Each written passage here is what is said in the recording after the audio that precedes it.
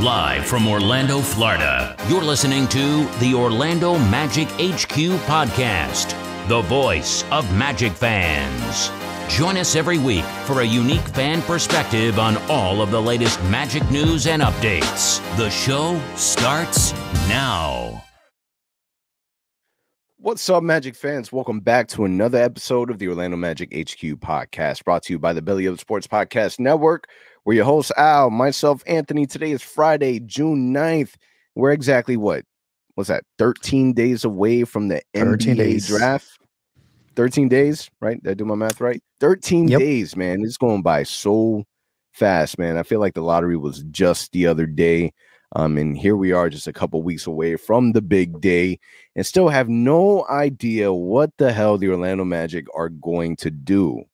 But there's one thing that I can say for sure is that there's rumblings, there's whispers, there's things that are happening that we're starting to hear a little bit. And I know that there's some of you that might say, well, the Orlando Magic, they don't leak anything. You're right.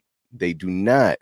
However, for certain things to happen, people need to have conversations, and not every organization operate the exact same way as the Orlando Magic. So with that being said, in today's episode, we will be discussing some of the whispers we've been hearing across some of these national media, from Hoops Hype, from Heavy.com.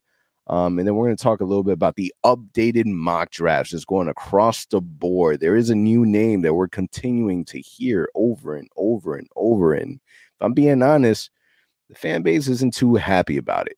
But before we get into those topics, Al, what is going on? How we doing? How we feeling?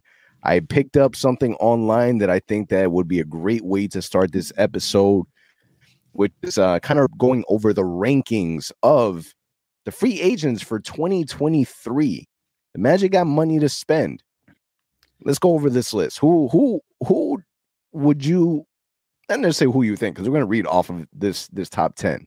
But go ahead and read off the top 10 and let's kind of get your surprises, who you feel, who you like from this free agent class. Let's do it. So first of all, we got Kyrie Irving. Number 2, you got James Harden. Number 3, you got Fred VanVleet. Everyone's favorite. Yeah. Number 4, Kristaps Porzingis. Number 5, a weird name in there due to what's happening with his personal life right now, but Miles Bridges. Hey, they're saying that he's going to come back. That's what they're saying. Let's see. Number 6, Josh Hart. That's a name to keep in mind. Number 7, we've heard this name many, many times before, linked to the Magic, D'Angelo Russell. We'll talk about that. Number 8, Chris Middleton. Number 9, Cam Johnson. Number 10, Jacob Puddle. Number 11, Draymond Green. And number 12, Austin Reeves. I'll be honest with you. I hate this list. I hate this list so bad. There's literally not anyone on here that I'm like, all right, this is it. It's a perfect fit.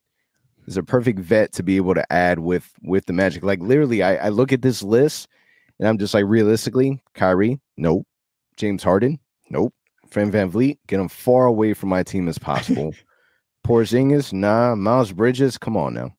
Josh Hart, I like Josh Hart. I like Josh Hart as a basketball player on and off the court. That'd be an interesting one. But if Josh Hart is your 6th best free agent in this class, it's kind of like, yeah, man, there's some Magic got money to spend, but man, D'Angelo Russell, it's like that was a name that I really wanted, like way back when we had Vooch and Evan and AG. Like, we felt like he was going to be the one. This is at a time where he was leading the Brooklyn Nets.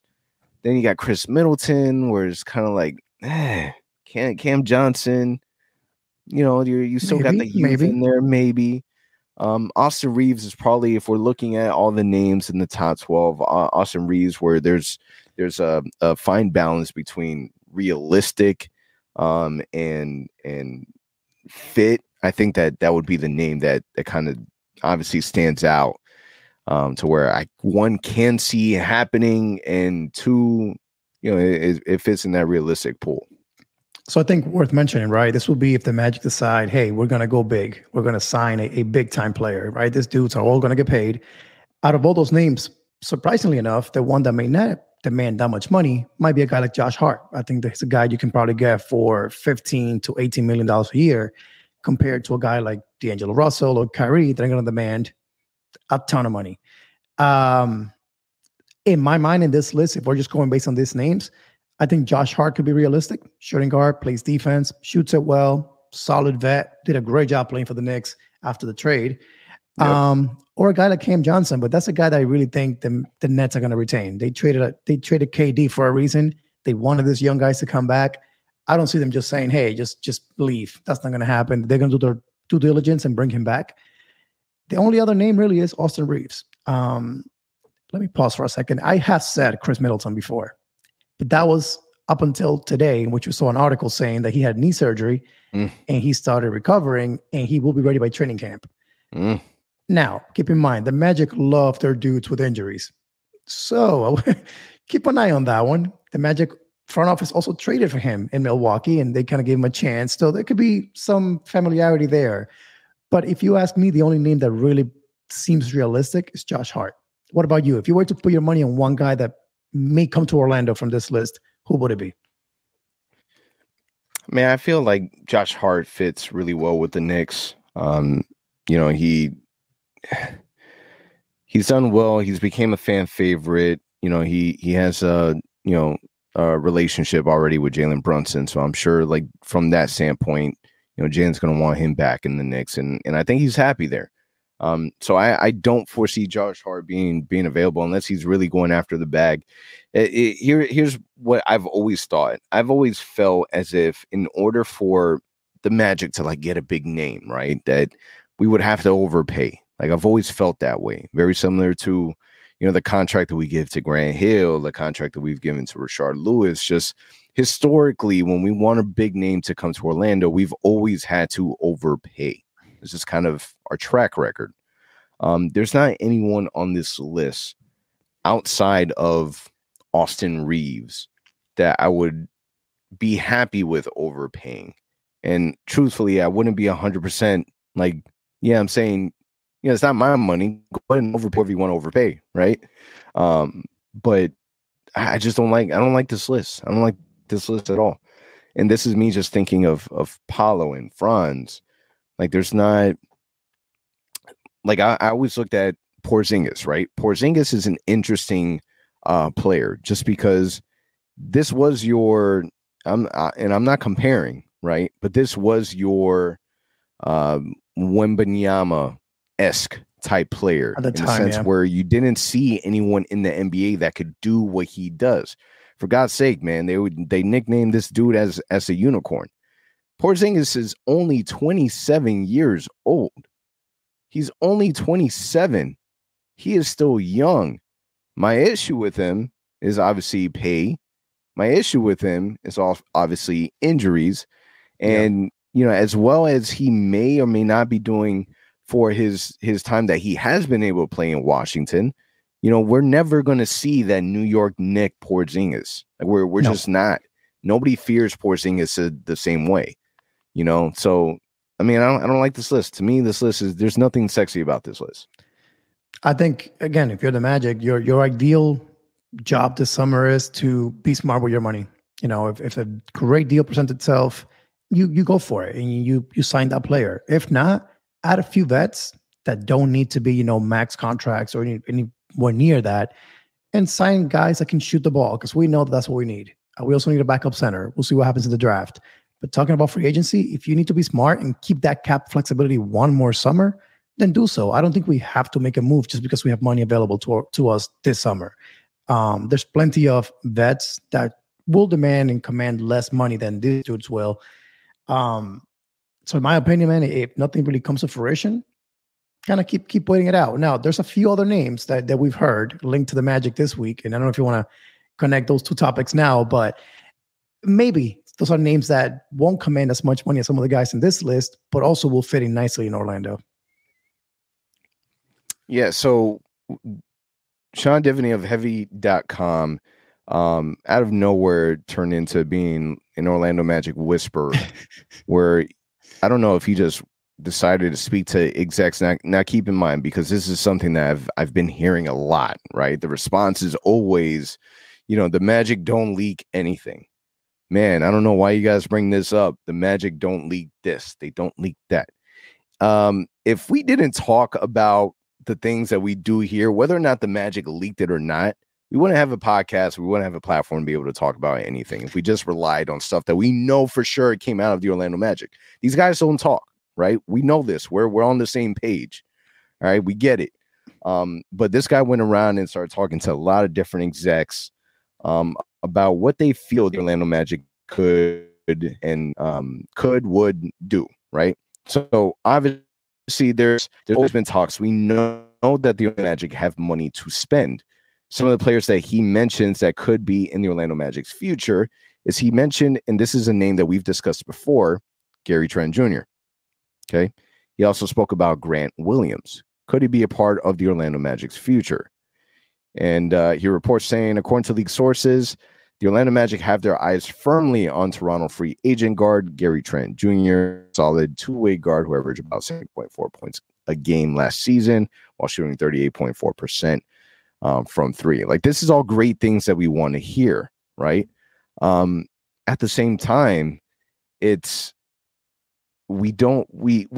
still have to wait to see, right, before we realistically get into free agency. And it's kind of a little backwards that we talked about free agency before we talked about the draft, because we can't talk about free agency till after the draft. We have no idea what the direction of Orlando Magic is truthfully going to end up going and doing. Like, there's why go after a player like Gary Trent Jr. or Austin Reeves when you end up getting your two guard of the future? Like, if the Magic ended up getting one of the Thompson twins and let's just say Grady Dick, why the hell would we still get another wing on top of that? Like, that doesn't make sense. So before we realistically through any of that, we need to find out what the direction is on June 22nd, because that's going to be a really big indicator of what the Magic want to do. Do they want to stand pat and kind of just run it again with the team, with a healthy team, with some new bodies, fresh bodies, and draft two? Or are they really hitting the gas pedal win now and they consolidate those picks for veteranship? And we don't know, but we're going to find out soon. So when it comes to those names, are those names something that move the needle for you? Does it excite you at all? I mean, to your point, it all depends on the draft, right? Like, but if you were to tell me that in free agency we come out with those two names, like those are the only two signings that we did in the offseason, Gary Trent and Grant Williams, that alone would be considered, in my opinion, a great offseason, just because you're adding shooting, you're adding toughness, you're adding guys that can play defense. So if that were the case, we know this is not linked to the Magic front office by any means. We know they don't leak anything, but if that were to be the case, and that's how can we end up playing out the offseason through free agency, in my opinion, there'll be a major win. Again, you're adding guys that kind of fit the timeline. They're not too old, but yeah, they got some league experience. Grant Williams, ton of experience in the playoffs with the Celtics, winning culture there. Gary Trent, being with the Raptors the last couple of years, another winning team. So it would make sense to me. Now, it's going to happen. Who knows? But if it does happen, I do think that would be a good step for the Magic to take, adding a couple of guys that can help the team win right next season. Yeah, and they continue to say that some of these execs say that 2024 isn't a better class, right? Like, now is a better free agency class than what we're going to get in the future. So if there's a guy that the Magic do like and do want, then they got to do it now. Something that I do want to mention, Shaquille O'Neal in his latest podcast was talking about how, he hopes and wishes and believes that the Boston Celtics do need to break up Jason Tatum and Jaylen Brown. And he says the reason why is because instead of having two alpha guys playing together, he believes you should have that one guy. And then with that one guy, you should have your rebounder, you should have a specialist like a shooter, and you should have a dog dog. Someone that's going to go in there and do the dirty work, like your PJ Tucker type of player, right? And I thought about that, and I'm like, man, do the Magic have that? Like that's really what like we're missing all of that completely. Like I feel like we have the alphas, right? Like I feel now the hardest one in my opinion. I believe we got the one. We got Paolo, right?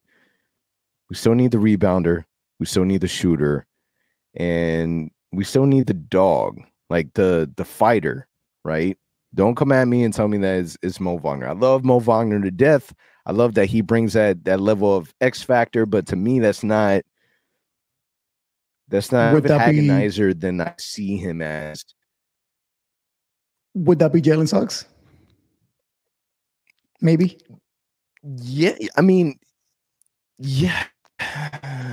I can easily convince myself that it's him, but he's not a fighter. He's not your the enforcer is a guy that I'm really thinking about.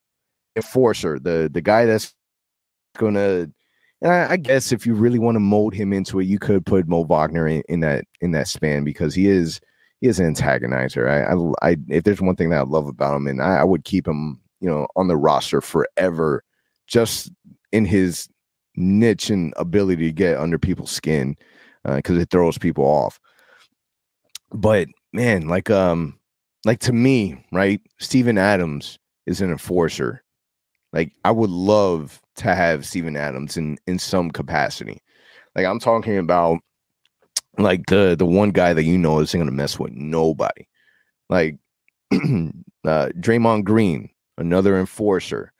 I'm not saying you need to bring Draymond Green in a Magic uniform, but that level of like fear, like people, it doesn't matter if Draymond Green goes out and scores like 0 points. Like, what he brings to the table. He brings that level of, you're not going to mess with any of my guys. And I think that from that aspect and that lens, I feel like the Magic still have a lot of work of filling those. Yeah, so I'll tell you one thing. Grant Williams, if you watch the Celtics a little bit, that's something that he can do a little bit of. He's a guy that has that in him a little bit. I kind of compare him a bit to a younger Draymond Green. Not really similar, of course, but to some degree. He's a defender. He's an enforcer, and he does like to get under your skin a little bit. So I kind of like that the Magic are being linked to him for that reason. Because to your point, did it with Jimmy Butler. Exactly. He's done it. He did it with the Warriors last year in the finals. He's done it throughout the playoffs. Like that's what he does. So that's why I'm actually excited that the Magic are being linked to him. I don't know if we get him or not, but ultimately, if that is the case, again, that's why I would like the move, because it would bring us someone that has that mentality, that dog mentality of, hey, you're not going to punk us around, and actually be someone that's in the rotation. Because again, to your point, Mo Wagner, love him to death, but you can't be that guy being the 15th man on the bench. Like that's not going to help us. You're going to be on the court fighting for your team and showing it with actions as well. Yeah, one of my favorite players to put on a Magic uniform, that really enjoyed his very, very limited time with the Magic, was Matt Barnes, right? Matt Barnes, him going up against Kobe Bryant was fun to watch. Like, for a fact that, on a talent level, he was nowhere near, Kobe's level, nowhere near. But at the same time, Kobe had to respect him, right? Matt Barnes quickly showed that he wasn't afraid to get into his face and get into it with him, mentally. Like, I just wish that we had that level of player, and the fact that we don't, like, I'm good with Mo Wagner in those regards for right now. But, it's definitely something that, my friends and I, we've always talked about, like, who's your guy? Like, who on your team is that dude? So the fact that Shaq has said that recently, that's a really good point from that perspective, but at the same time, he's saying no, but he's played with the LeBron James, he's played with the Dwayne Wades, the Kobe Bryants. Like it's just the way that the NBA is, for example, the Celtics, it still may not work out if they went that route, right? So there's a lot of different ways to obviously be successful, But those are certain things that, you know, I feel the Magic do need: shooting, rebounding, enforcing. For sure. That's why I'm hoping, man, this draft and free agency, we can some way, somehow answer some of those questions, because those have been our issues, I feel, for a while. Like shooting has been an issue for a while. Rebounding, we did better last year, but historically, we haven't really been that great of a rebounding team. Vooch, love him to death. He will grab 12 rebounds a night, but it didn't feel that way. Like, it feels like the ball just landed on his hands.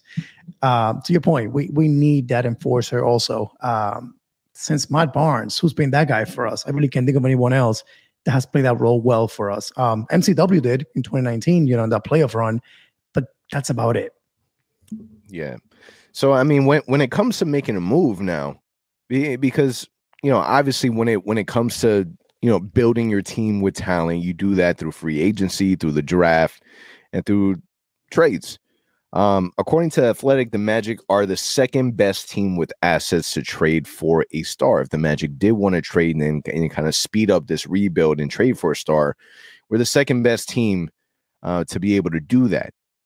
Team number one would be the hoarding Oklahoma City Thunder, who can trade up to 12 first-round picks, 5 unprotected.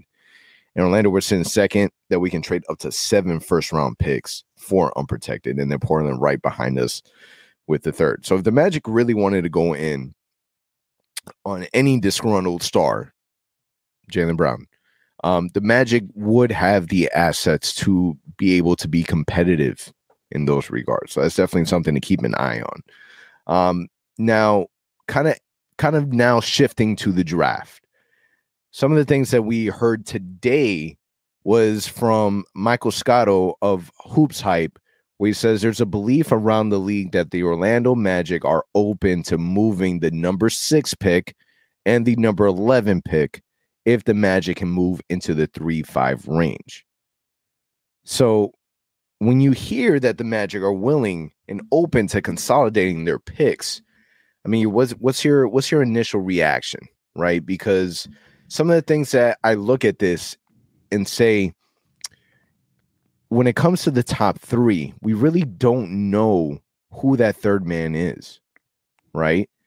Is it worth it to be in the top 3 to trade 6 and 11 and to get a player like Brandon Miller? Or if Brandon Miller goes second in that 3 to 5 range, that 3 being Scoot Henderson, does it now become more worth it? So what are your thoughts on that? The Magic have the opportunity to be able to trade 6 and 11 and move up. Would you do it? I think it's funny. The Magic have a history of drafting guys that they don't work out. And all that I'm trying to say here is I really don't think that Scoot Henderson's going to come to Orlando and work out for them. Brandon Miller either.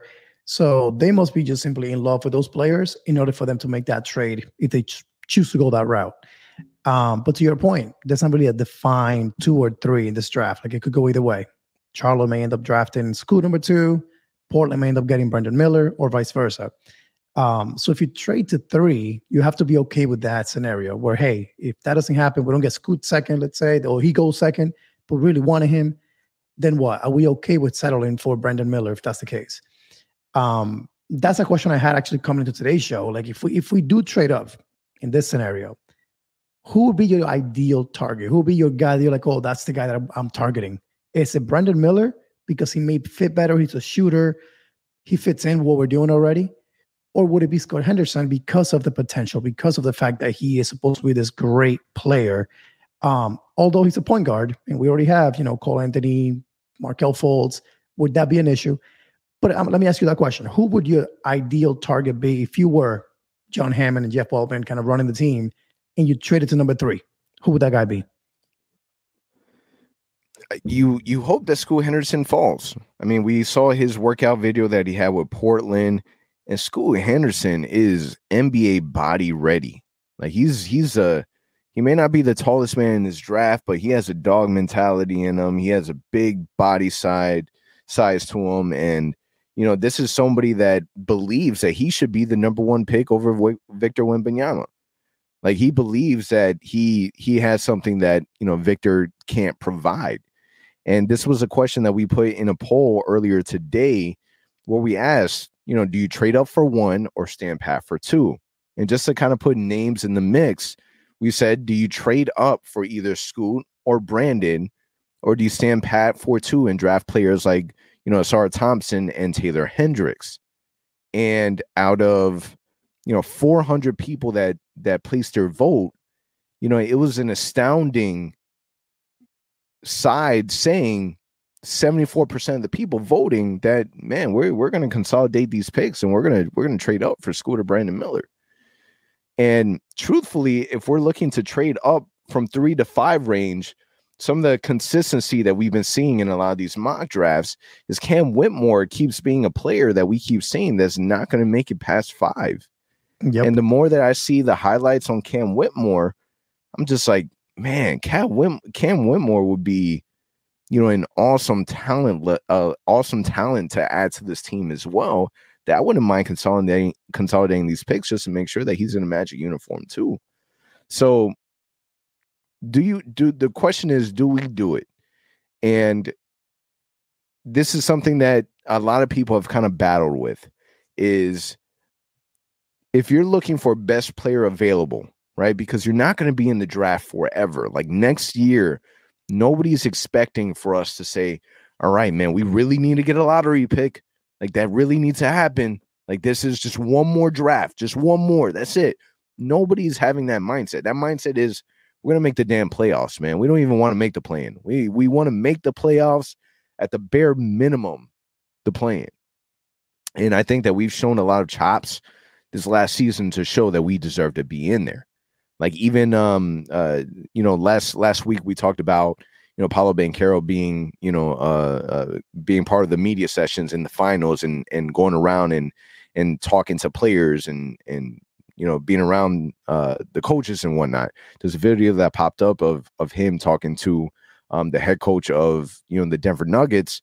And they're talking about, he was telling Paolo, man, we hated playing against the Orlando Magic. Man, it was a dogfight. Like you guys had a great season. Like the respect factor is starting to change, right? So we have an ability now. Like if you're able to add to ensure that you get a high caliber level player, I don't know, man. I think you kind of have to pull that trigger. The question is, what does that really look like? It's not like you're training just 6 and 11, straight up just for number 3, number 4. Like I would like to see what the outlook of that full trade. I'm gonna go back and look at some history trades of teams that have moved up to kind of see what that looked like, because you don't want to make that mistake, right?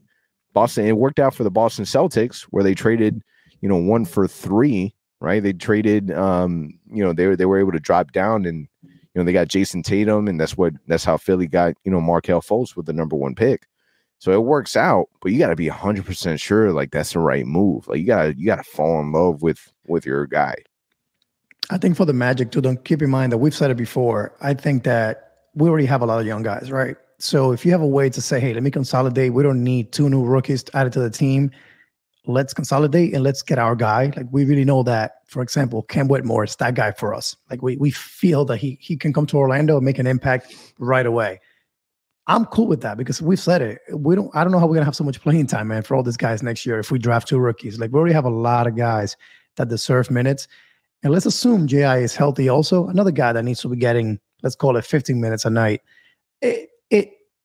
I'm struggling with the idea of how we're going to make those guys get minutes. We have free agency coming up as well. How do you maneuver that as well? So yeah, in a perfect world, if you ask me, I think consolidating makes a lot of sense for this team, especially if he can jump into the top 3. That would be amazing because then you're ending up with Scoot or Brandon Miller. And I love Scoot. I've seen the tape. I've seen the highlights. Love the guy. But, man, there's something about Brandon Miller at the 2 with France at the 3 that makes me excited just because now you're adding a guy that's 6'8", 6'9", can shoot the ball, has a ton of potential next to Paolo as well. So that 2, 3, 4, it looks really, really fun if you're again building a team next to Markelle and Wendell as well. So it's like there's so many things that can happen. I don't know if the Magic can pull it off. I think Portland needs talent. If they trade the pick, they want an all-star back. That's what they're saying, like an actual talented forward or guard. And then Charlotte needs talent too. So why would they trade down unless we overpay? And by that I mean, do you trade maybe a guy like Jalen Suggs in that package? or a guy like Cole Anthony in that package, that's a whole different discussion we're going to have. But if the opportunity's there, you got to strike and go for it. Yeah. So like I said moments ago, it's a juggle in the fight between, best player available and fit. It's hard to think about fit when you have, a high pick, a 6th pick in the draft, right? Truthfully, it really is. At the same time, you kind of find yourself in an awkward situation where what if your best player available is a point guard, right? We know that this is a very heavy wing draft. Like we know that. But the name that we keep seeing around is Anthony Black. Today, in an updated Bleacher Report mock draft, they have the Orlando Magic selecting Anthony Black, number 6. And Jonathan Wasserman, what he keeps saying and what he's kind of explaining is that the talent level for Anthony Black, the fact that, he's a true guard, he's a big guard at 6'7".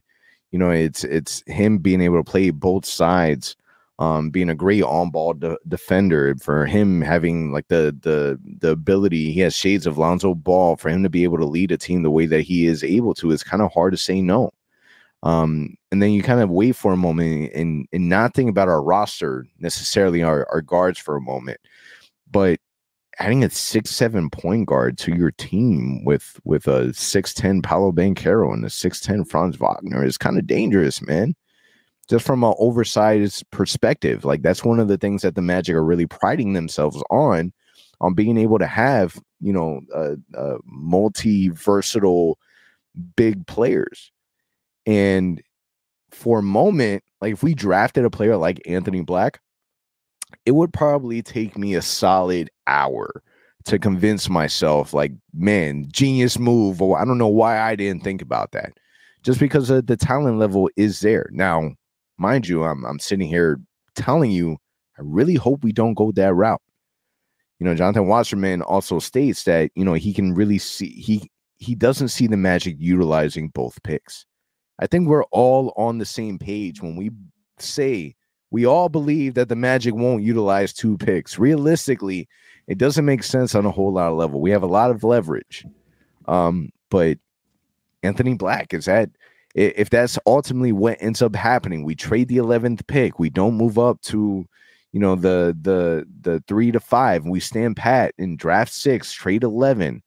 Would you leave the draft happy, okay, that Anthony Black was what you left home with?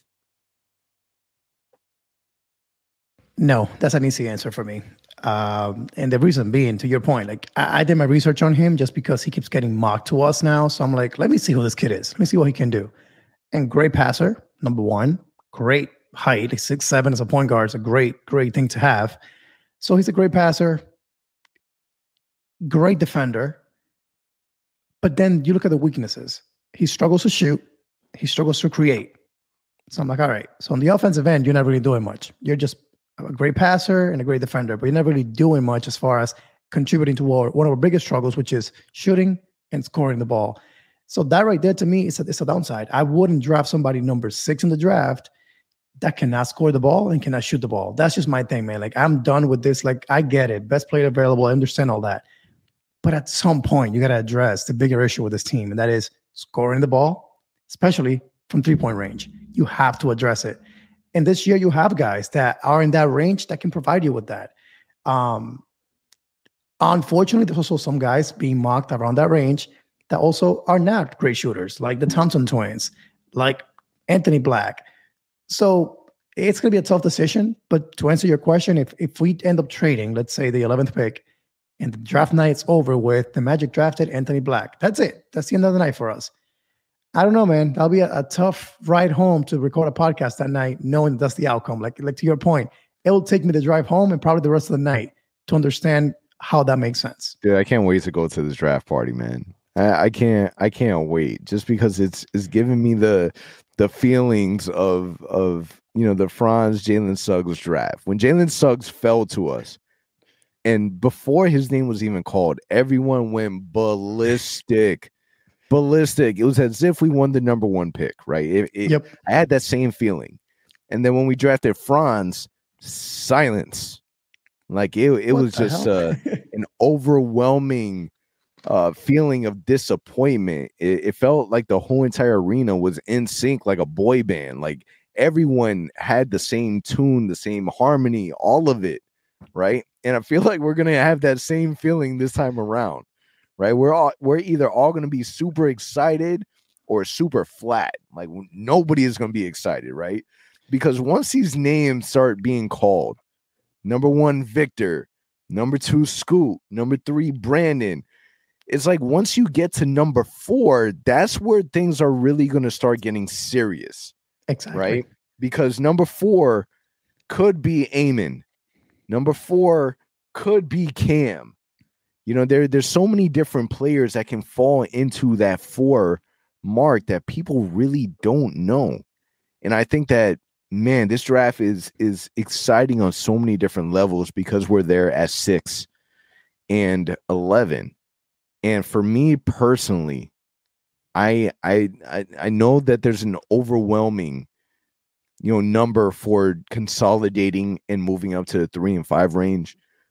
In my opinion, I'm only doing that for Scoot. If it's not for Scoot, I'm staying right where I'm at, and I'm hoping and praying that we walk away with 2 shooters. Like I'm praying and hoping that we are. Like if we can go home with a Grady and a Hendricks, I would be super happy.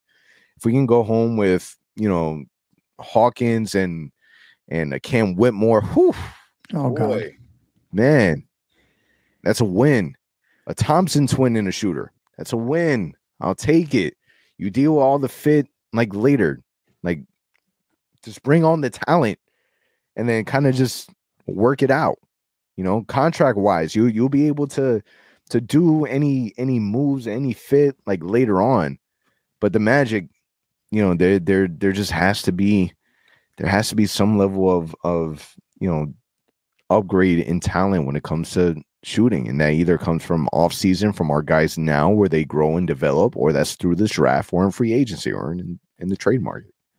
Yeah, and to your point, man, like I feel like it's a tough decision, but I kind of wish that the Magic would make a trade like the day of the draft, but like like those early trades, like around 5 p.m. You hear it, like, oh, the Magic will trade 6 and 11 for 3, so we kind of know what's happening ahead of time. But knowing the Magic, they won't. They're gonna wait to the very last minute. So with that being said, I have to ask, right? Yeah, the draft is starting, right? We were 5 minutes before the draft starting, before number 1 gets officially called for Victor Wembanyama being drafted by the Spurs. Are you turning your phone off? Are you shutting it off completely to make sure that you don't get anything ruined from Woj, or are you keeping it active? Like, are you that type of guy? We've been doing this for the last few drafts. Me and you, when we go together, we put in our phone in our pockets. We shut it down, kinda, no notifications on, so we can enjoy the draft. Because I get it, man. It's exciting to be on Twitter, refreshing, but at the same time, it takes away from the environment. Now, I will say this too. Magic fans in the arena ruin it for us in a way, because you start hearing rumblings behind us. They get their reactions, man. Like when Paolo's name popped up, like literally before we saw anything, it was like a massive gasp, or like there was a big like a collective amount of O's, like a wave happened in the arena. Man, I really can't wait for the draft party. It's gonna be fun, if you don't know already, we're 100%. There's no way that we're not going to be there. Yeah, we'll be there for sure, and we're hoping for big things that night. Whether it's a trade, whether it is that we draft 2 great players that we're happy with. But I will say this: if it's only Anthony Black, we're gonna have some problems, man. It's gonna be a big disappointment. All right, man. Let's go through these updated mock drafts. All right, we have the Ringer at number 6, Magic drafting Eamon Thompson. Number 11, Grady Dick. ESPN have the Magic drafting number 6, Grady Dick. Number 11, Jordan Hawkins. You talk about like going home with some new ammunition. Like you're drafting 2 snipers. Like I would not be mad at that whatsoever. NBA Draft.net has number 6, Anthony Black. Number 11, Keontae George. Sports Illustrated, number 6, Cam Whitmore. Number 11, Jordan Hawkins. And Bleacher Report, number 6, Anthony Black. And number 11, was who's number 11? Taylor Hendricks. You got to update that. Yep. Taylor Hendricks. So Taylor Hendricks at 11, Anthony Black 6. So we keep seeing Anthony Black moving up. I cannot pronounce his name for the life of me. Bilal, is it Bilal Coulibaly? I have no idea. Yeah, I've done literally limited research, but it's a name that we keep seeing pop up. This is a 18-year-old that plays with Victor Wembanyama on his foreign team. So that's a name that we keep seeing. That it will, we're going to see a lot more like leading up to the draft. So it's crazy because Anthony Black was a name that we really didn't see at all associated with the Magic until like now at this point. So we're still like less than 2 weeks away. I would imagine that this changes so much more. Now we're starting to see more of, Asar being the better Thompson twin than Amon. Just across the board, people are saying that, he's a better player. I personally think, just kind of looking at the draft, granted, I get Anthony Black, Grady Dick at 6. We're seeing all these names. I find it almost inevitable that we end up with at least one of the Thompson twins. Like, I almost find it almost impossible. If we really are going best player available, how does the Thompson twins not land in our lap? I think the only way it really would be if the team says, we just want shooting. That's the only way. If you say, hey, we want a guy that can shoot the ball. And unfortunately for the two of them, Amon was supposed to be the better shooter out of the two. But apparently his shot form is not what his shot was looking ugly.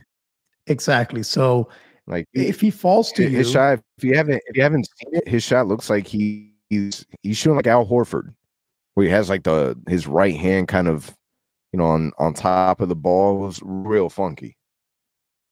Yeah. So I mean, like, that's an issue. But if he falls to you, he's supposed to be this like top tier talent. At number 6, Amon Thompson falls to you, you got to probably grab him, right? Because again, the talent is there. But if the front office is locked in on saying we're building this team around Paolo and Franz and we want to just add shooting, add talent that fits them, then it wouldn't make sense to draft them, in my opinion. And the ones that you mentioned right now, Sports Illustrated, Cam Whitmore and Jordan Hawkins, that's really exciting. Like, if that was the end of the night, what we come home with, I would love that outcome. I also would love ESPN, Grady Dick, Jordan Hawkins. Like, give me guys that can put the ball in the hoop, man. Give me guys that can create, that can help Paolo and Franz get attention off of them, because that's what they need. They can do big things. They can both average 20 points or more next season.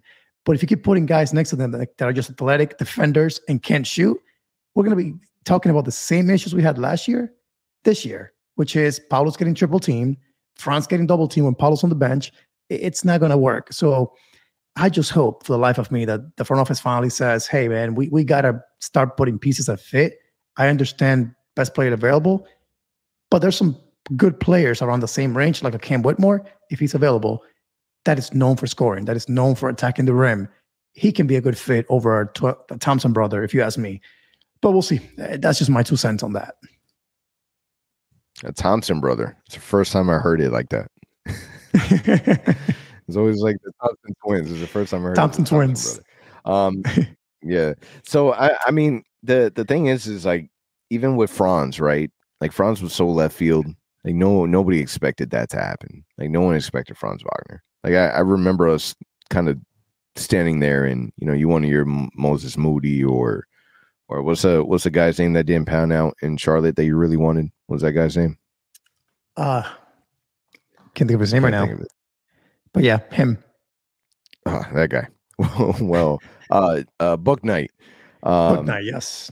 Yeah. So those were people that we really thought that the Magic are insane for passing on them. Oh my God, these guys are geniuses for knowing more than what we know. But I kind of have this. I kind of have the same feeling that if we did keep both picks, like that, something like that is going to happen. Right, we're gonna end up drafting like a Kobe Buffkin or Derek Lively, like just a name that's so left field that we weren't expecting the Magic to draft. But man, it's gonna be pretty crazy. I'll tell you what, keep linking the Magic to Anthony Black. Please do. I want to see all the mocks showing Anthony Black. Yeah, when it because we does, know what that never means, happens. Right? Exactly. Yeah, it just won't happen. But I'll tell you what, man, over the last 3 drafts, I don't think the Magic have ever drafted a guy that I'm like completely sold on. Even last year, I didn't mind Paolo,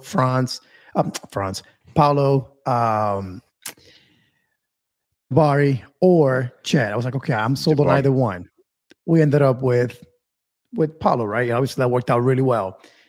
The year before that, I was really sold on Jalen Green. I'm like, that's the guy that I think we need. We need a scorer. We need a guy that can come in here and bring that explosiveness to Orlando. We ended up with Jalen Suggs and Franz later on. And the year before that, that was fine. Through this rebuild, we've never gotten the guy. This year, I feel the same way. I feel like we want Grady Dick so badly. Part of me is like, we want him so bad that it's not going to happen. But you want him as well. You wanted Paolo last year, and we got him. So I'm hoping that your kind of luck rubs off this year as well, and that happens. Because again, man, if we land that kid, we just need shooting. And I think if we can get him, he's going to help right away. He reminds me a lot of Tyler Hero. Like, that's kind of a player that I'm like, he can become that in the NBA in the right play style, in the right scenario. If he becomes that for us with Paolo and Franz, man, we are going to be pretty solid for the next few years.